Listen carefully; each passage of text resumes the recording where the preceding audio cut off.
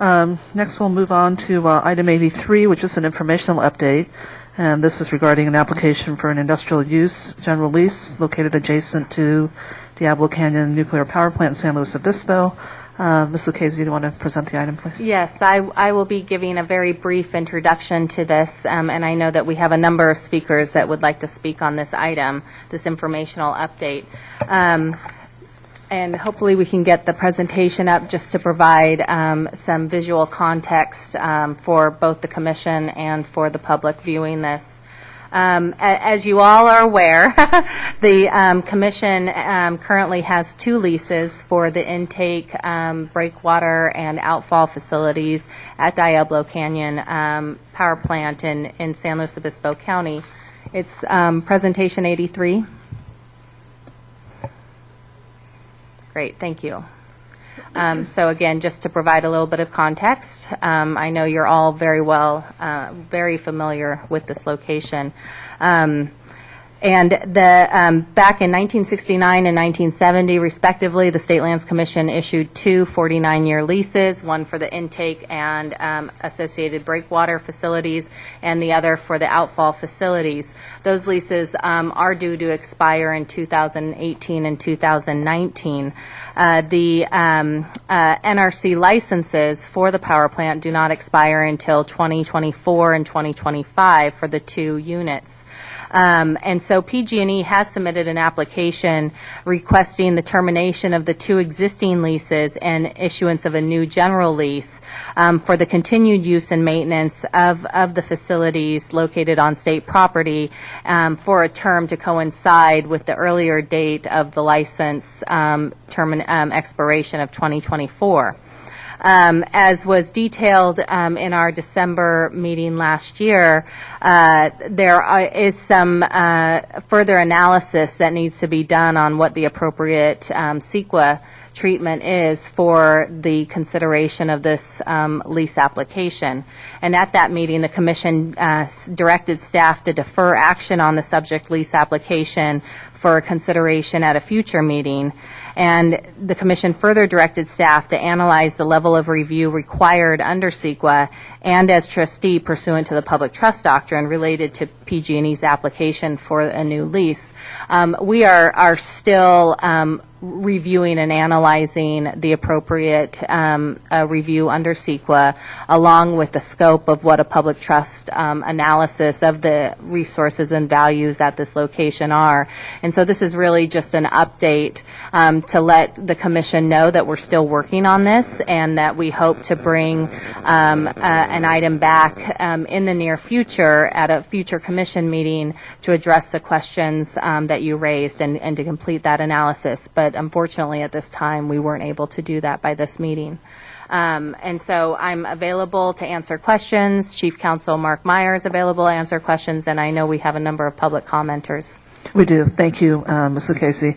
I think one thing to keep in mind as we move forward, and I know there's a lot of interest in this particular item, is just to keep the time frames in mind in terms of when the leases expire in the event that we do have to pursue a full CEQA review. So with that, let me ask the public speakers to come up.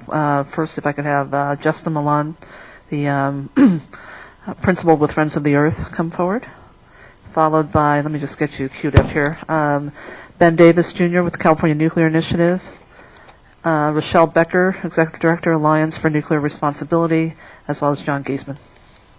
Please. Madam Chair, Justin Milan for EcoConsult on behalf of Friends of the Earth.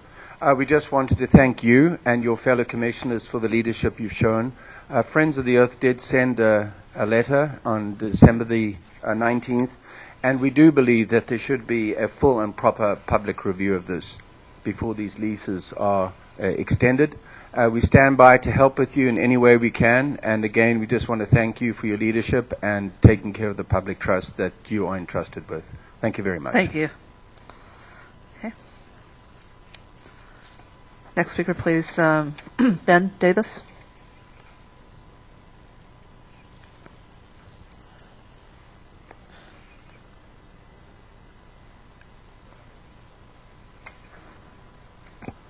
I'm I'm Ben Davis Jr., and thank you for the opportunity to address you.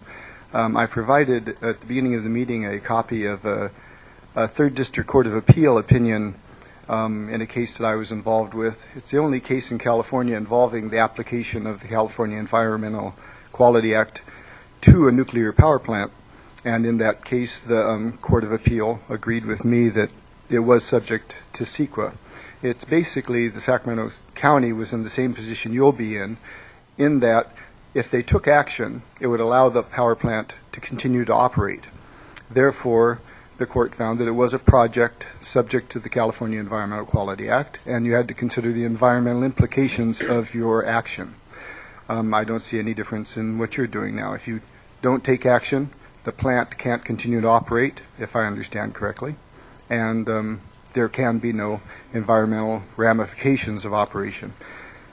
It was my hope, if that environmental impact report in Sacramento County went forward, which it didn't because eventually the plant was closed by an initiative that I drafted after the court case. But had it gone forward, I was pushing to have the environmental impact report consider the worst case accident at a nuclear power plant, because that is the worst environmental effect, and something very needed to consider whether or not the plant is worth operating. You may be aware that in considering energy options for the state, basically a state is in a position of balancing the risks and benefits of any energy option. The environmental repercussions are definitely on the risk side, though some could be positive, I suppose. But certainly a worst case accident is the worst risk that we're taking by operating that plant. So I will hope that you go ahead and require an environmental impact report before taking action, and that environmental impact report will consider, among other things, the worst possible accidents that can happen in a nuclear power plant. I'd also like to address several issues that came up in your December meeting, because I believe there is some mistaken assumptions stated at that meeting. First, it was assumed that California needs the energy from Diablo Canyon, which both the Legislative Analyst's Office and the California Energy Commission have found not to be the case anymore. Basically, Diablo Canyon provides 6% of the energy in California. You may have heard the 7 to 9% range, but that includes Palos Verdes nuclear power that comes from Arizona. Diablo Canyon itself, according to the Energy Commission, only provides 6%. At the current time, we have over about a 20% surplus in California. So both the Legislative Analyst's Office and the Energy Commission at this point are questioning whether or not we need it for anything other than providing income for PG&E. Diablo Canyon really doesn't help the state at all anymore. So when we're considering the risks and benefits of this, there really is no benefit to operating Diablo Canyon at the current time to anybody but PG&E. The Legislative Analyst's Office actually questioned whether or not it would even cause a rate increase to stop the use of Diablo Canyon. The Energy Commission, in its most recent Integrated Energy Policy Report, which is scheduled to be adopted tomorrow, but in considering the draft, noted that we did not need Diablo Canyon in order to meet the governor's goals of reducing greenhouse emissions.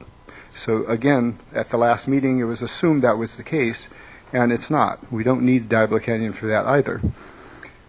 At that meeting in December, it was also stated that it was clear that we needed the energy and the economic, the positive economic influence of Diablo Canyon on the state. Again, there is none. Perhaps locally, one could argue in the short term to San Luis Obispo, but to the state of California, in fact, it is questionable whether or not there would be a positive impact by closing Diablo Canyon, and there's certainly none to the nation, which was also stated at your meeting. The California Energy Commission, also in their Integrated Energy Policy Report, stated that overproduction of energy could be a problem as far as competing with our alternative energy goals.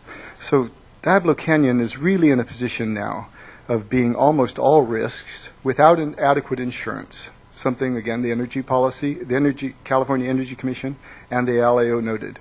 Because of the Price-Anderson Act, we don't have adequate insurance for Diablo Canyon should we have a worst-case accident or any accident there. The last thing I would mention is involving accidents. It was suggested at the last meeting that Diablo Canyon would not be subjected to an earthquake as large as affected Fukushima. That is not the case. Fukushima only experienced 0.5 Gs of ground shaking. In fact, the earthquake was 9.0, but it was over 100 miles away and 20 miles deep. The earthquakes that will affect Diablo Canyon are within a few miles from Diablo Canyon, and will cause 2 to 3 times the ground shaking that was experienced at Fukushima. So all these things considered, I would hope one would see the necessity of reviewing environmentally what's going on in the operation of Diablo Canyon so that we can balance the potential benefits to the state, which, as I pointed out, are basically none. Thank you very much for listening to me. Thank you, Mr. If there's Davis. any questions, please let me know. Thank you, Mr. Davis, for coming forward. Next, Rochelle Becker.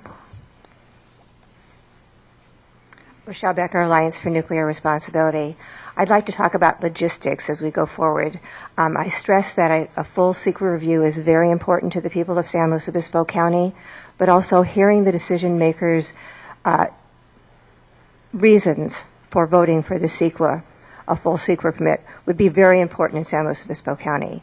Last week, hundreds of people showed up at a meeting on oil trains in San Luis Obispo County because we're interested in our environment. Tomorrow, there will probably be thousands of people showing up at a coastal commission meeting to protect our coast.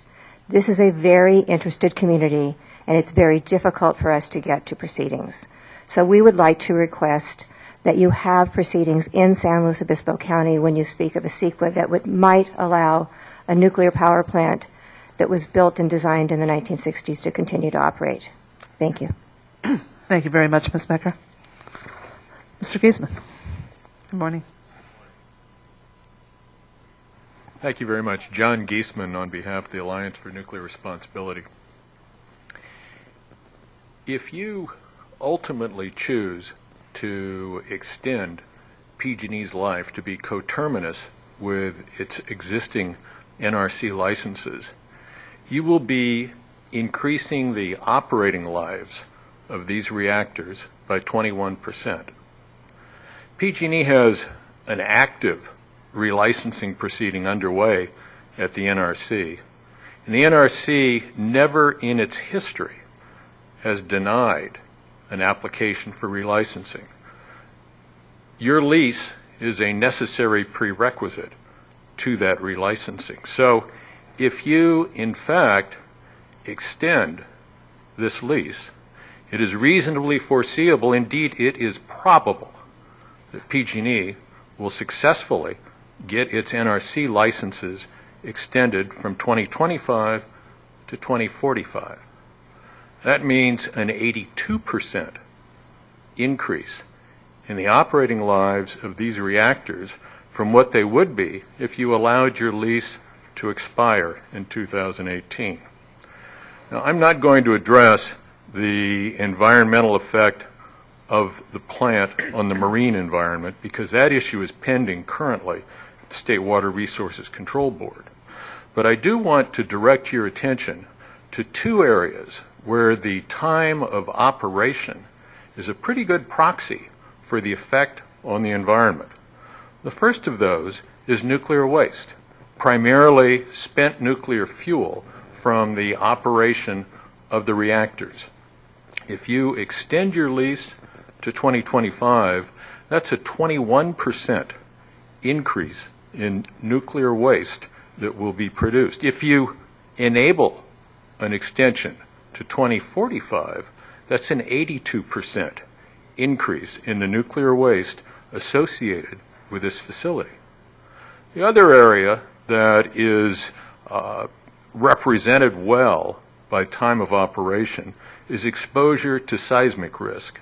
This plant is globally notorious for its seismic setting, and the state of California spent a lot of money trying to figure out just how serious that seismic risk is. If you expand your lease to 2025, it will increase the exposure to that seismic risk by 21%. If you enable an expansion to 2045, it will increase the exposure to that seismic risk by 82%. Now, PG&E has been telling every agency in state government for the last year and a half that it hasn't made up its mind yet as to whether it will seek to extend its NRC licenses. The Alliance for Nuclear Responsibility obtained through legal discovery, the PUC, last week, a written admission from PG&E that as of the end of 2015, it had spent $48 million in pursuit of that objective, $9 million of which, almost 20%, had come in 2015. More significantly, PG&E admitted that it intends to ramp up those expenditures by another $15 million in 2016. I'm not much of a boxing fan, and I'm certainly not going to mistake anybody at PG&E for Muhammad Ali. But I recognize that old rope-a-dope strategy when I see it, and you should too. All the Alliance asks for at this point is a full evaluation of the effects on the environment from your decision whether or not to extend the lease. Thank you very much. Thank you, Mr. Giesman. Ms. Lucchese, a couple questions for you, if I may. And thank you. I appreciate the ongoing effort by the staff to really flesh out these issues, and I know it's complex. And I wanted to see, and I think I may have raised it after the Lieutenant Governor really focused on the CEQA aspect of this, but do we have our arms around what kinds of public trust issues this commission would need to consider? Certainly, that is going to be part of our analysis and recommendation when we come back to the commission at a future meeting. But the first step, if I could talk about it more in terms of process, is to identify what the public trust resources and values are out at this location, both onshore in the coastal area and also offshore. And then how does the continued operation of the plant impact those public trust resources and values? And then through that process, that analytical process, you're also looking at weighing the impacts of those public trust to those public trust resources and values under the umbrella of what's in the statewide interest. And so that brings in socioeconomic considerations, energy considerations, all the considerations that you would look at to determine what's in the best interest of the state. So that's the general process that we would go about to identify what resources and values are out there, and then how to go through an analytical process to evaluate and come and make a recommendation. But that's certainly a huge effort to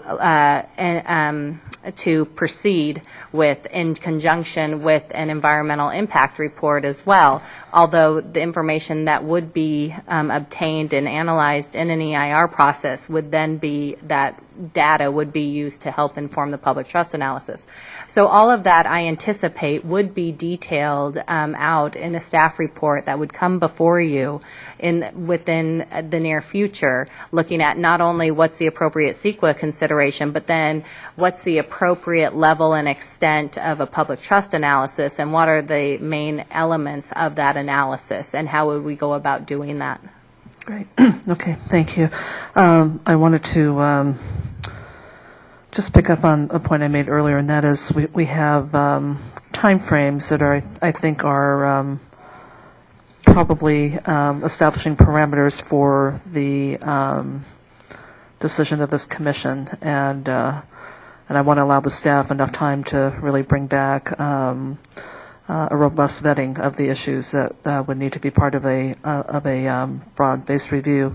But I do think that if we're going to move forward with this review, and given the time of the lease expiration, that we probably need to have a pretty good handle by our June meeting about where we're headed. And so I just want to put that expectation out there. That was what I would like to see come back from the staff, is how we are going to proceed with an EIR, if that's the direction we're taking. What are the public trust issues that we've identified, and to really have that be the subject of the update in June on this item. I want to take also into consideration Ms. Becker's suggestion that we are dealing with a community that's very involved on issues related to the environment. I don't know about the feasibility of holding our June meeting in San Luis Obispo, but certainly some way of facilitating participation from the community in our commission proceedings for the June meeting, if you could explore both of those. Of course. Okay. All right. Questions or comments, members? Okay, great. I will commit to providing the commission with an update on the logistics for a future June meeting at the April meeting during my executive officer's That's report. great. Okay, thank you. Thank you very much, and thank you to our speakers. All right, let's move forward to our next items.